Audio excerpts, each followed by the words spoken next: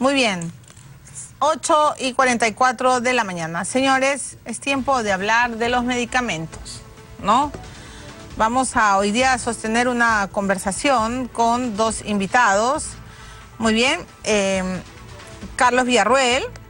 Carlos Villarroel es el presidente... Carlos Villarroel es el presidente de la Asociación de Boticas y de Farmacias de nuestro país, ¿no? Y Javier Llamosa es decano del Colegio Químico Farmacéutico, ¿correcto? No, debe ser dos personas en uno, porque yo soy José Ignacio Beteta. Carlos Villarroel es otra persona. Yo soy José Ignacio Beteta de la Asociación de Contribuyentes del Perú. Señorita Carla, ¿qué hacemos? ¿La mata usted hoy día? Acá está Javier. Sí, es que no Javier tengo Enrique. mi pauta. Ay.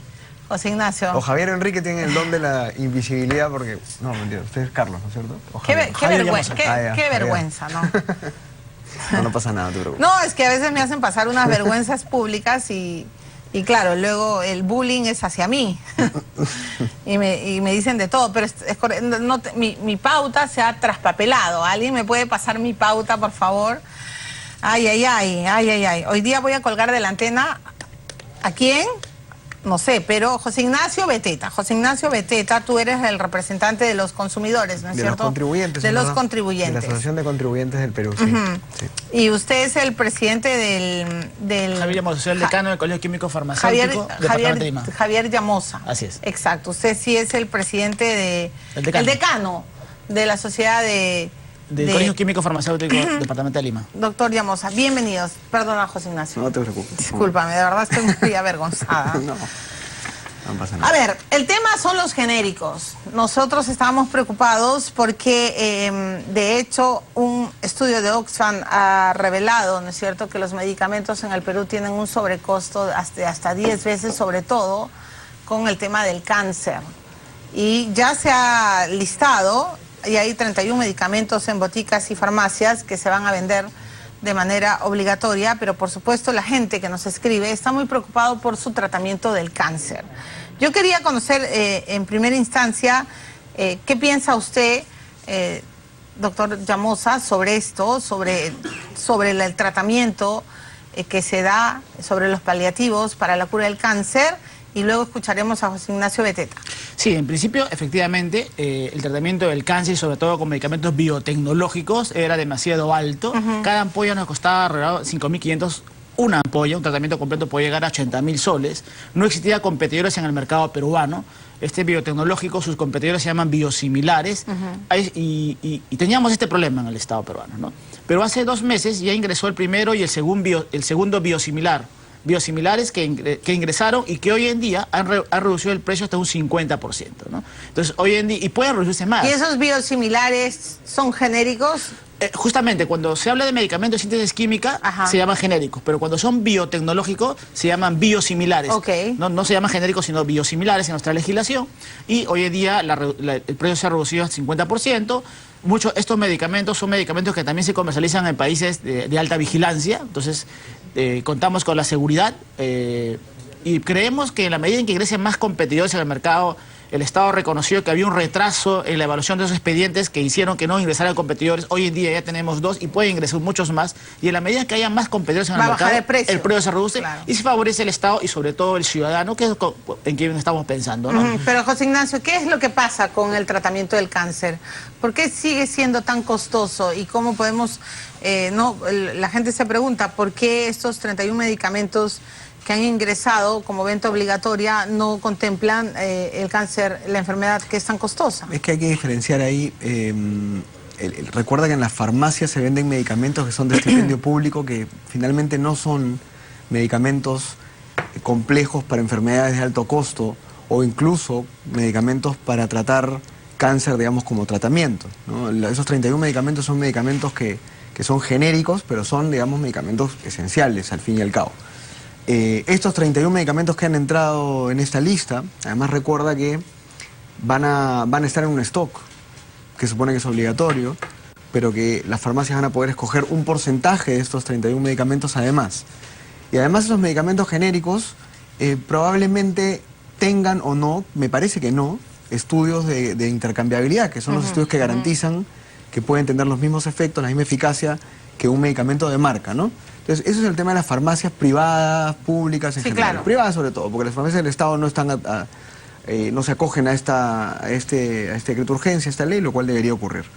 En el caso del cáncer, que es un caso, es una enfermedad que en el país genera muchos costos, nosotros hemos encontrado que las muertes por cáncer generan una pérdida a los peruanos y al país de más de 2.300 millones de soles, para que te hagas una idea. Más de 2.300, Sí, ¿por qué? Porque la persona que se muere, lamentablemente, deja de trabajar, deja de producir, claro, y termina dejando una situación de vulnerabilidad a toda su familia. Los costos indirectos del cáncer, aunque no lo creas, son muy altos, mucho más altos que la gente piensa.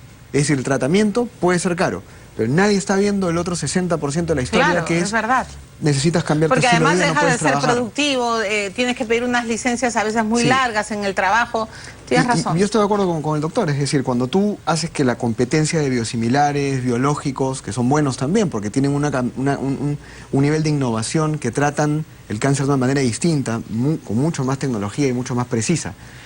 Biológicos, biosimilares y genéricos, cuando es el caso, que son para temas más básicos, cuando entran al país bien evaluados y con estudios serios, generan más competencia y definitivamente hacen que los precios de alguna forma se reduzcan, pero sobre todo, y también coincido con el doctor en esto, cuando el Estado compra bien. O sea, uno mira al laboratorio, mira a la farmacia privada y dice, no, estos desgraciados nos cobran muy caro. Lo que está pasando, Milagros, es que el Estado, que es el principal comprador, que compra el 95% de los medicamentos del país y distribuye 8 de cada 10 medicamentos. Entonces, el poder de negociación que tiene el Estado es fuertísimo. ¿Y por qué, doctor Llamosa, usted cree que el Estado se ha convertido en un mal comprador? ¿Qué es lo que ha pasado en el interín? ¿O hay cosas que están sobre la mesa que uno no termina de entender? Porque se supone que debe de privilegiar el acceso, ¿no?, de todos los peruanos a los medicamentos, pero lo que recibimos todos los días a través del WhatsApp son las quejas de que en los hospitales y en las, ya ni hablamos de postas, pero en los hospitales centrales no hay medicina. Sí, definitivamente el Estado ha reconocido que tiene un problema, hay un desabastecimiento, un desabastecimiento crónico como consecuencia de muchos factores, entre ellos el tema de gestión, el tema de la ejecución presupuestal. ¿Cómo es posible que hasta la fecha no llegamos ni al 50% de la ejecución presupuestal de medicamentos, de presupuesto destinado a medicamentos? Si hablamos de cáncer, en el 2018 se presupuestó 120 millones de soles para medicamentos del cáncer y solo se gastó la mitad. Y en el 2019 solamente dieron la mitad, 80 millones. ¿Cuánto se había presupuestado? 120 millones. ¿Pero eso es insuficiente o no? No es insuficiente y no se gastó todo, se gastó la mitad y en el 2019, sin justificación, bueno, justificada porque no se gastó todo, solamente se dio 80 millones de soles. Claro, entonces, tenemos un problema, no solamente en el tema de compras, también el tema de la distribución, porque el Estado no está entendiendo de que el medicamento no marcha solo, se tiene que trabajar en la gestión del medicamento. Los centros y puestos de salud, por ejemplo, no tienen químicos farmacéuticos que realmente midan la necesidad de medicamentos. Ahí los otros profesionales con sus mejores esfuerzos comienzan a ver cuánto medicamento necesitamos. Hacen la consolidación y esa consolidación no es suficiente para abastecer a nivel nacional. Tenemos que mirar no al medicamento, sino a la gestión del mismo y con los profesionales adecuados. Entonces, si no entendemos eso, pues vamos a tener los problemas que hoy tenemos. Y estos problemas que hoy tenemos de desabastecimiento hacen que el ciudadano cruce la pista y pague su bolsillo cuando puede pagarlo. Y los que no pueden pagarlo, y cuando cruzan la pista, pues encontramos un sistema privado, que hoy en día hay una posición de dominio, también por responsabilidad del Estado, porque faltaba una norma que prevea la control y difusión de industrias, y esto ocasionó que haya una posición, y pues esta posición ha hecho de que en un primer momento tenga un alto precio del medicamento. Porque si, como dice José Ignacio, el principal comprador y distribuidor es el Estado, y hay una ineficiencia y una falta de capacidad, ¿cómo vamos a resolver este tema? A ver, bueno, sí. No, mi aporte, complementando un poco la idea, son 3 cosas, ¿no? La primera es evaluar los medicamentos de una manera correcta y rápida. Te doy un ejemplo, y lo mencionaba también, doctor. Si hay medicamentos biológicos, biosimilares o genéricos que han pasado por la evaluación de la FDA en Estados Unidos o de la EMA en Europa, que son agencias no entran al Perú, recontra, hiper, super calificadas, porque aquí tienen que estar 2 años en evaluación. Exacto.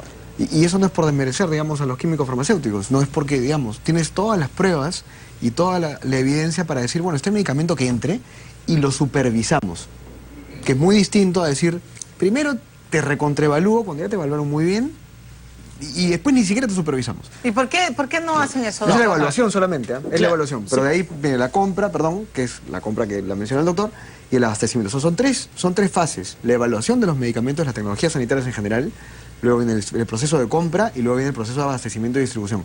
Que aquí en el tercero, un solo detalle. No puede ser que tú tengas medicamentos en los hospitales del Estado.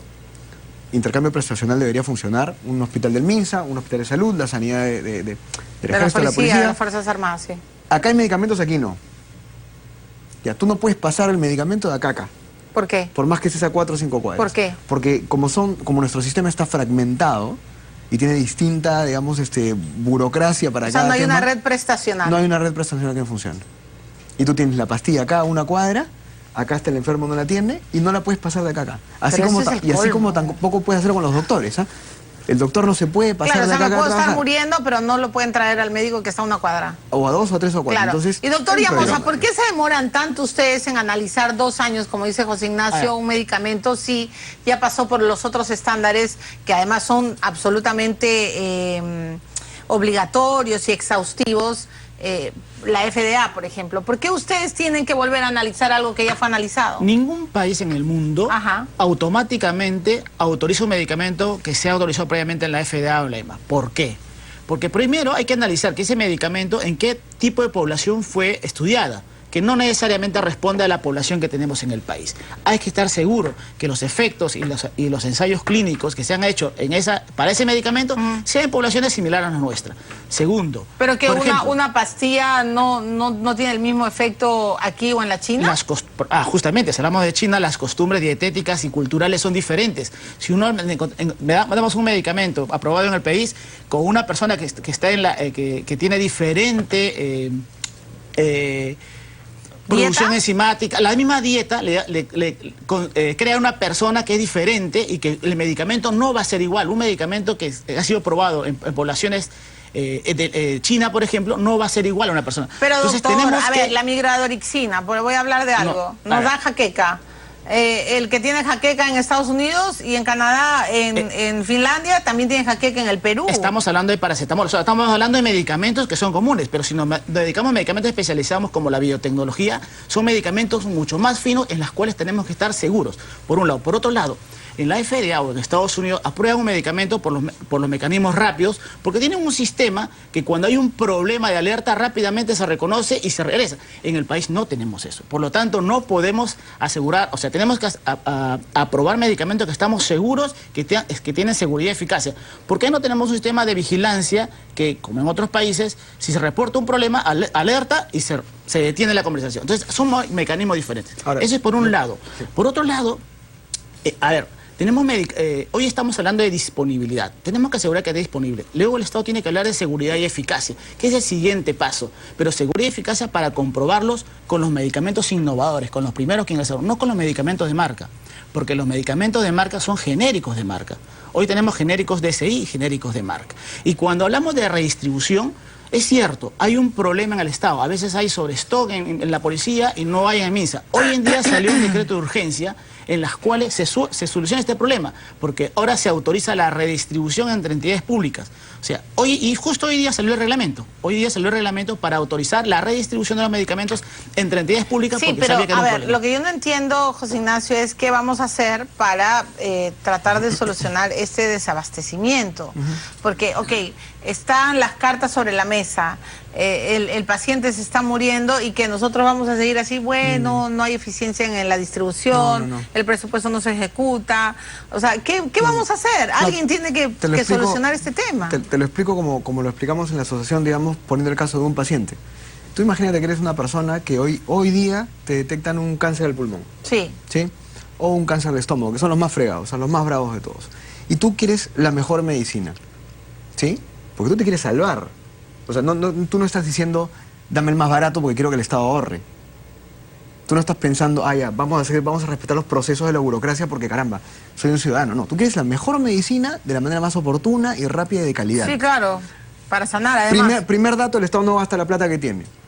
Eso debería indignarte, ¿no es cierto? Sí. Porque si te dice que no compre innovadores porque son muy caros, entonces, ¿qué hace con el 50%? Son como 400 millones de soles ahí parados. Entonces, primer tema, el Estado no está atendiendo a la persona.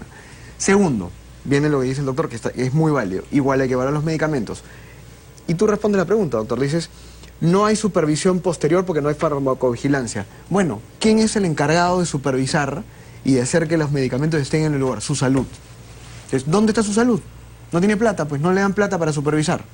Número uno. Número dos, su salud es el superintendente de salud es elegido por el MINSA, que el MINSA atiende, digamos, a 16 millones de personas y es juez y parte, ¿no? Es como si tú te eligieras a ti misma para ser tu fiscalizadora, ¿no? Yo no estoy de acuerdo con eso. Yo tampoco. Ok, entonces tú vas viendo cómo... Y tecnología, anda a ver los almacenes del Estado, son un desastre. Cuando tienes, efectivamente, en el sector privado, no en los laboratorios, nada de eso, en las clínicas, en los establecimientos privados, unos programas tecnológicos de abastecimiento que hacen que las medicinas estén en el lugar adecuado.